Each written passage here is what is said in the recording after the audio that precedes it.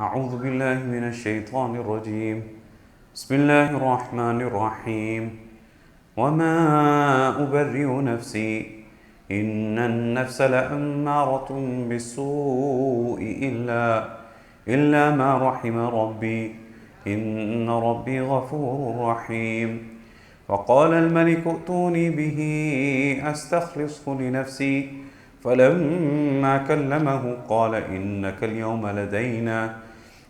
اليوم لدينا مكين أمين قال اجعلني على خزائن الأرض إني حفيظ عليم وكذلك مكنا ليوسف في الأرض يتبوأ منها حيث يشاء نصيب برحمتنا من نشاء ولا نضيع أجر المحسنين ولأجر الآخرة خير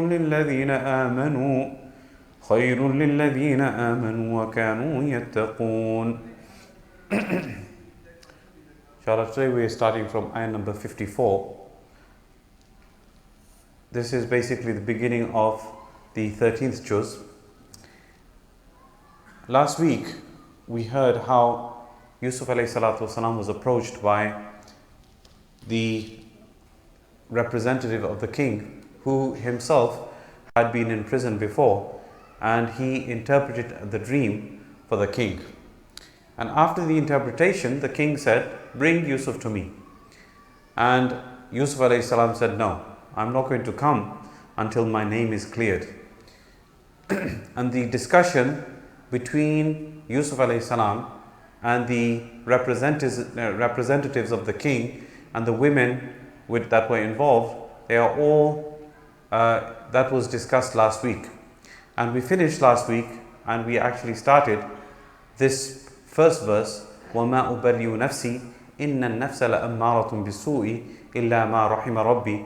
And I did talk about it briefly, but inshallah I'm going to go into a little bit more detail right now.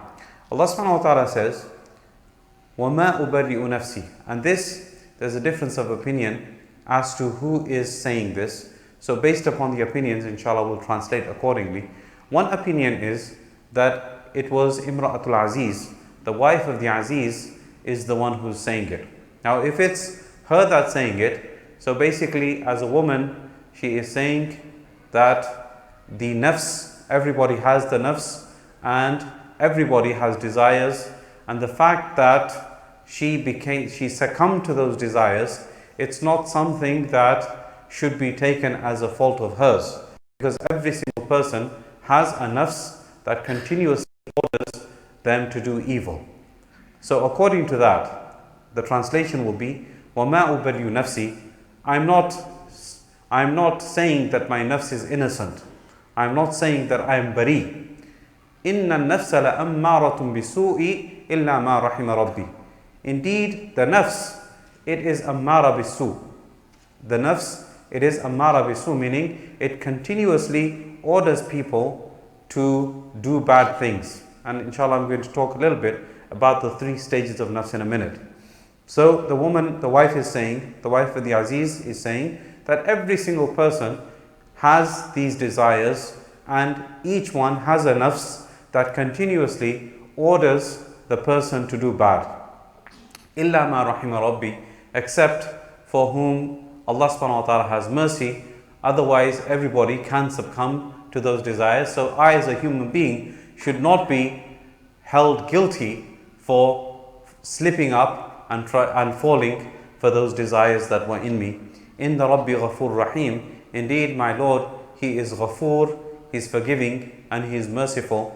So basically she, after saying all of this, saying that every person can commit sins, but I am absolutely convinced that my Lord, He is Ghafur Rahim, and He can forgive our sins because we can make sincere tawbah. So this is when the translation is for the Imra'atul Aziz. If this is Yusuf alayhi salam saying this, then the question is that how is it that as a prophet he is referring to the desires? So Yusuf alayhi salam, according to him, if he is saying this, then he is saying the same thing. وَمَا أُبَرِّئُ نَفْسِي. I do not say that my nafs is not guilty. إِنَّ النَّفْسَ لَأَمَّارَةٌ بِسُوءِ إِلَّا مَا رَحِمَ رَبِّي. The nafs, every single human has it.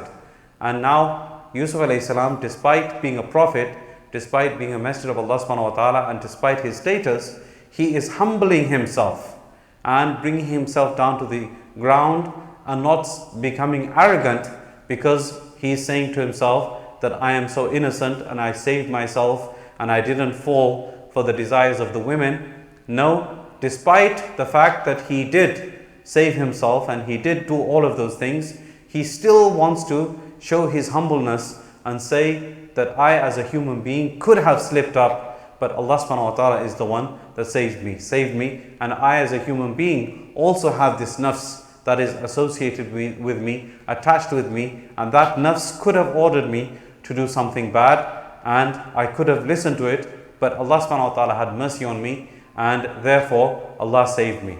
So as a prophet, he is showing his humbleness, and also he is showing his humanity, that he is in fact a human being and not an angel, that he could not fall for those sins. So both translations basically can fit, whether the wife of the Aziz, Zulaykha, is the one saying it, or Yusuf alayhi salam saying it. Both of the translations can be fit accordingly. So what is this nafs that Yusuf alayhi salam or Zulaykha is referring to? There are 3 stages of a person's nafs. And those stages basically a person needs to be aware of, and this is self-recognition. Recognition of one's own nafs and where one is in terms of submitting himself to that nafs or not. So this is, I briefly mentioned it last week, that if a person listens to his nafs at all times and listens to his desires at all times, basically the nafs says, eat this, the person says, okay, I'll eat it. The nafs says, drink this, okay, I'll drink it. The nafs says, go to such and such a place where haram is being committed, okay, I'll do that. So this is where a person, he does not think of the consequences of his committing sins, that he will do whatever the nafs tells him. He has no idea of the consequence, and even if he has an idea, he makes himself forget, and he does not think about the consequence, and he follows his desires at all times, doesn't think about the consequence of this world or the consequence of the hereafter. This is a person who is at the lowest stage, and he is at the lowest stage of his iman, that he basically listens to his nafs. Whatever the nafs tells him to do, he does it. Then there is another category, and this is the category where probably most Muslims fall into. If anybody has any semblance of iman, he will fall under the category of having what's known as an-nafsul lawwama. What is an-nafsul lawwama? Al-lawwama is from the word lama yalumu, and in Urdu we use the word malamat, and this is from the same root letters. Malamat means that basically scolding somebody.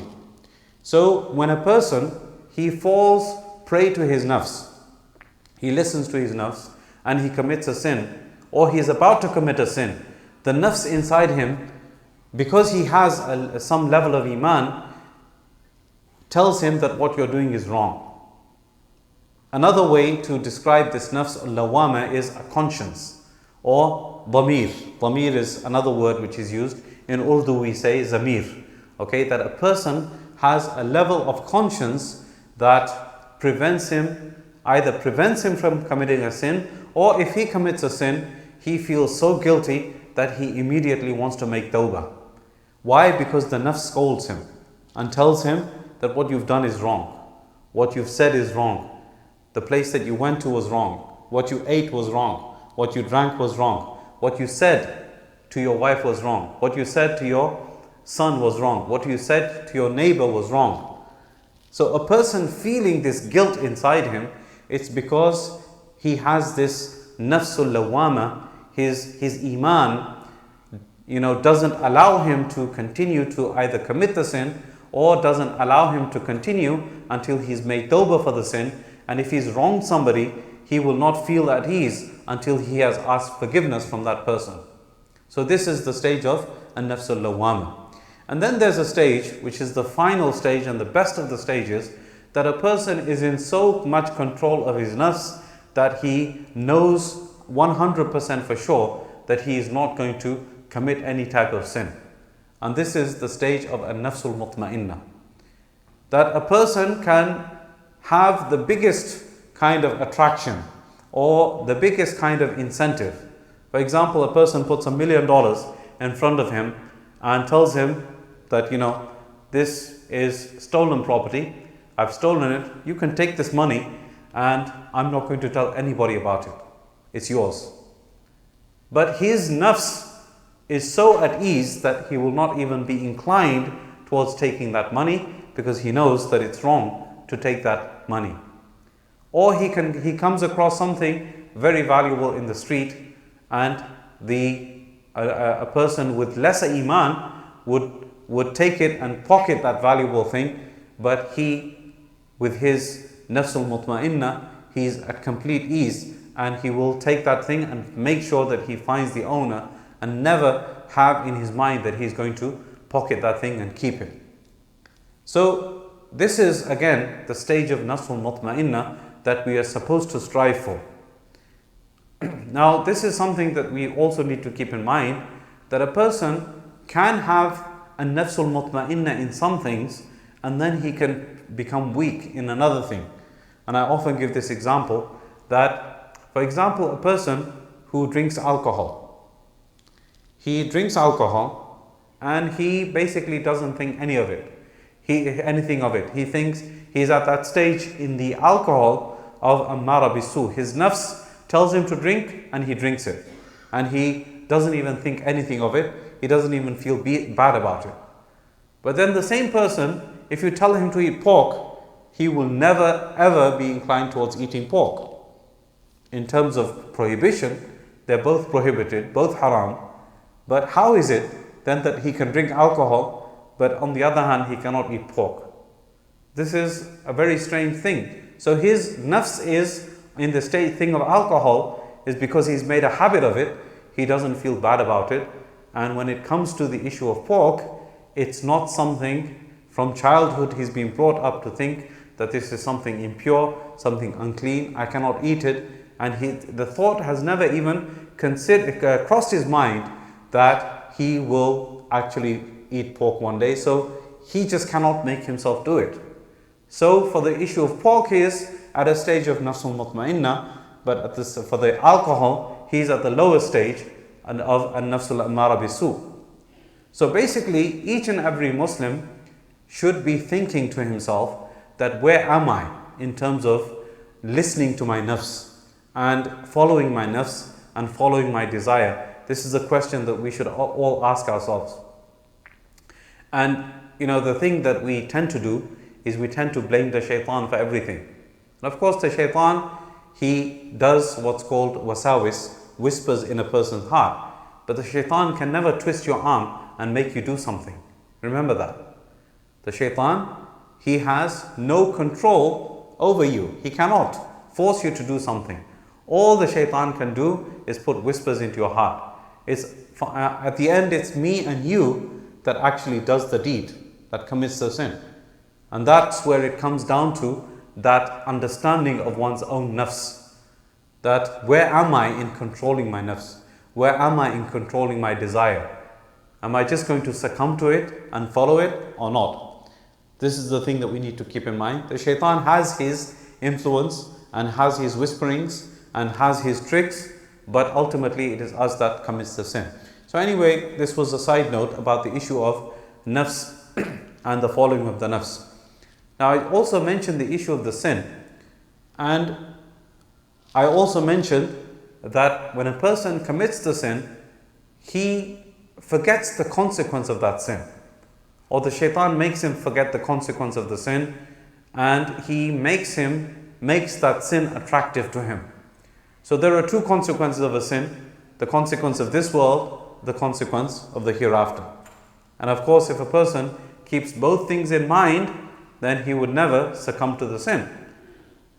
And this is again the hadith of the Prophet ﷺ is very beautiful hadith in which the Prophet ﷺ, and a very profound hadith. The Prophet ﷺ said, "La yazni zani hina yazni wa huwa mu'min."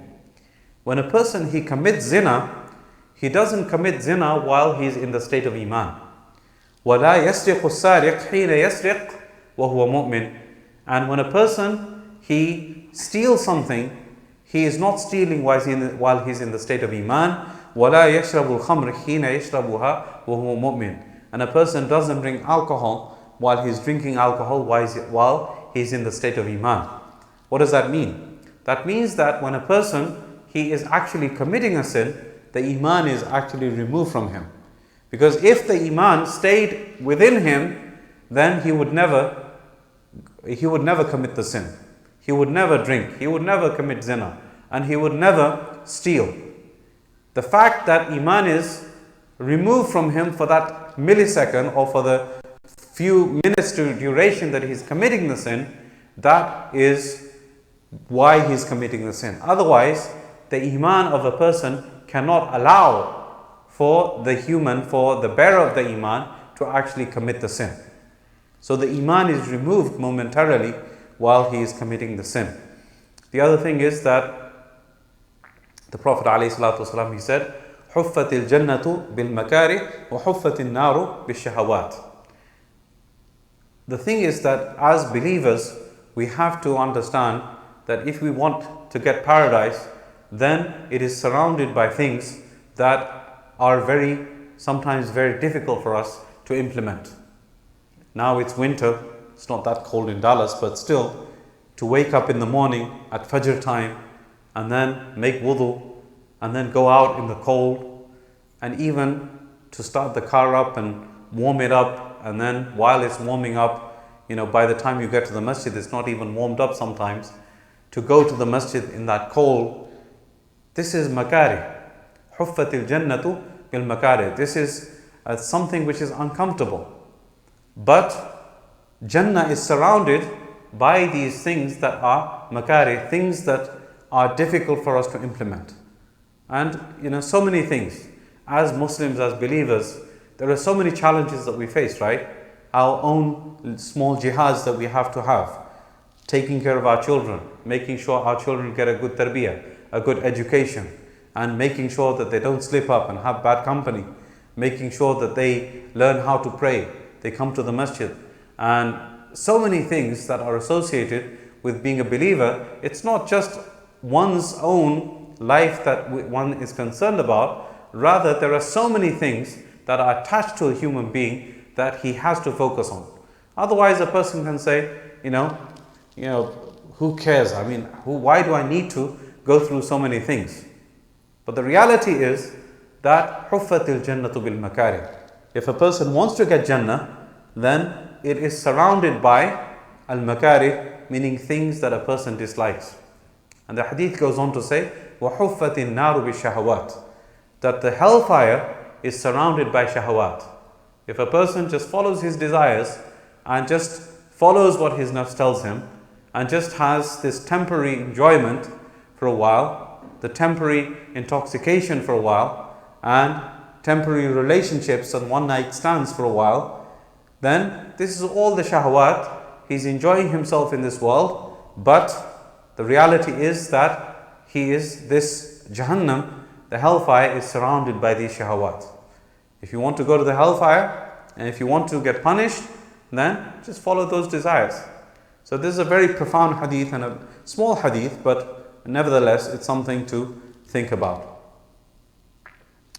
Going on back to the tafsir, the king again says to his people, وَقَالَ الْمَلِكُ ائْتُونِ بِهِ أَسْتَخْلِصْهُ لِنَفْسِي.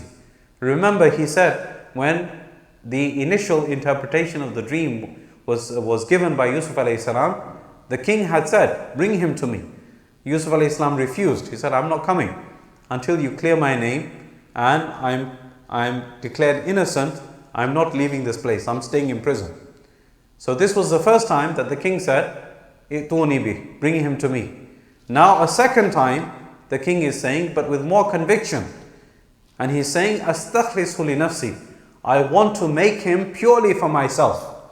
Meaning, this is such a person that I know that I can benefit from, and he can become one of my advisors, and my kingdom would become secure by having advisors like these around me.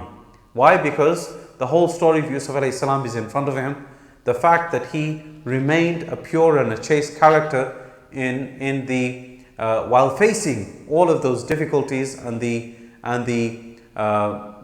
things that took place with him, he remained chaste and pure and chose prison over falling and succumbing to the desires of the women. This made the king understand that he is a person worthy of keeping because he is trustworthy. And the second thing, he is also knowledgeable because when this dream was said to him, the dream of the 7 thin cows and the 5 cows and the 7 ears of corn that were mentioned to Yusuf alayhi salam, he immediately interpreted the dream. So this is a person who I should keep with me and he should become one of my advisors. وَقَالَ الْمَلِكُ ائْتُونِي بِهِ أَسْتَخْلِصْهُ لِنَفْسِي. The king said, ائْتُونِي بِهِ, bring him to me. I wish to make him purely for myself, meaning he's going to be my right hand man from right on.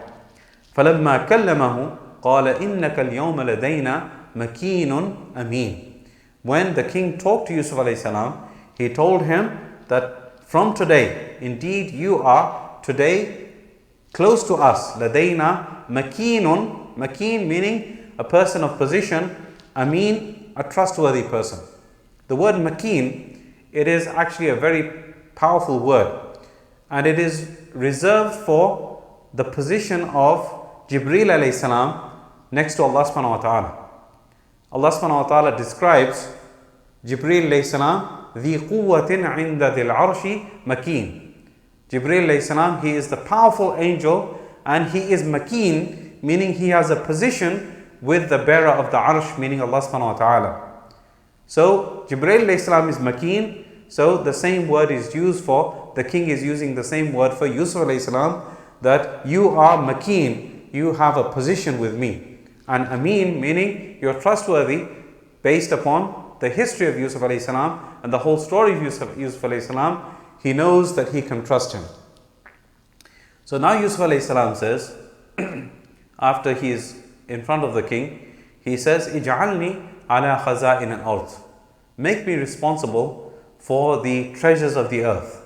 Meaning, make me responsible for the agriculture and so on. Inni hafidhun alim. Indeed, I am hafidh, meaning I can take care of this position and I am knowledgeable about this issue. So, there is one thing that you've probably heard me mention during the elections, right? That the person should not ask for a position. And there are many hadith that talk about, the Prophet ﷺ said that if a person asks for a position, the Prophet ﷺ never used to give it to him. So in this case, how come Yusuf alayhi salam is actually asking for a position?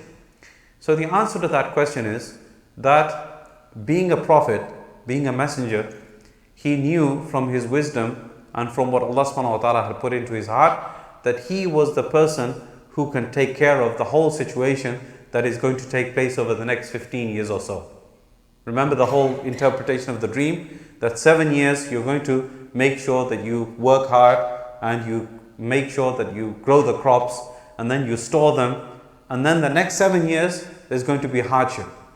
So he knew that he can take care of this whole situation the best.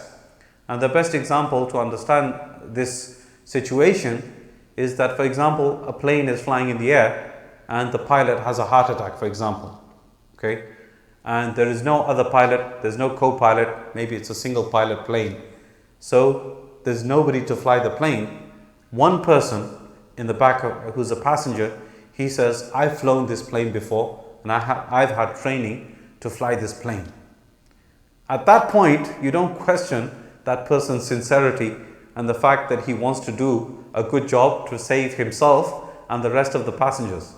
This is not an issue of arrogance and an issue of wanting the position solely for the sake of the position, or so that somebody can call me a pilot or the captain of the plane. This is really and sincerely to save the plane and the passengers. So this position was such that the whole of Egypt was to, if it was to be saved, a person had to be at the helm who knew what he was doing. So that's why Yusuf alayhi salam, he presented himself for this position. Otherwise, yes, the rule is that if somebody asks for a position, you do not give the position, and it's not encouraged in Islam to do that. And also, keep in mind, there are two benefits of him asking for the position. First of all, he is capable of running the position, and by asking for the position and being given the position, he is preventing somebody else who's not capable of doing it, and he can mess up the whole situation. So he is actually preventing that from happening and preventing this incapable person to do this, to fulfill this responsibility. So now, according to the Tafseer, how did Yusuf alayhi salam fulfill this responsibility? It is mentioned that, of course, for the 7 years, they did their best in terms of harvesting and gathering and putting all the crops together, storing them. And then over the next 7 years, what did they do? Whenever anybody came to ask for grain, Yusuf alayhi salam took money from them, gold, silver, diamonds, anything that they could. Yusuf alayhi salam took the money and the diamonds and so on from them. And if they did not have these things, then Yusuf alayhi salam used to take one of the sons, the older sons, and use him in the employment of the government. Now the question was, why did he do that? So after the 7 years had passed and the austerity measures had been implemented and the people survived after 7 years, and the crops started coming again after actually 14 years, 7 years of good crop, 7 years of difficulty, and then after that ease again. So after the 7 years of difficulty were over, Yusuf alayhi salam called everybody back and gave them back the money that they had given to Yusuf. So the thing was, why did he do that? The answer to that question was that if a person is being given something free from the government, then he takes advantage of it. He wants more and more, right? But because they were paying for it, then they will take only what they need, and then basically they would obviously cherish and value whatever they had purchased. It wasn't a freebie. Okay, so they took whatever they needed, and then after 7 years, basically, they got the money back, and that way Yusuf alayhi salam controlled the flow of the grain and the distribution of the grain that had been stored for 7 years, and this was his wisdom that he used to make sure that everything stayed under control. With that, inshallah, we'll finish, and we will continue with this next week. The final ayah was, قَالَ جَعَلْنِي عَلَى خَزَائِنِ الْأَرْضِ. Yusuf alayhi salam said, make me responsible for the treasures of the earth, make me the agricultural minister. Inni hafidhun alim. Indeed, I am a guardian, meaning I'll take care of the responsibility, and alim, I am knowledgeable enough to take care of this position. I pray that Allah subhanahu wa ta'ala gives us tawfiq to understand and practice what has been said and heard.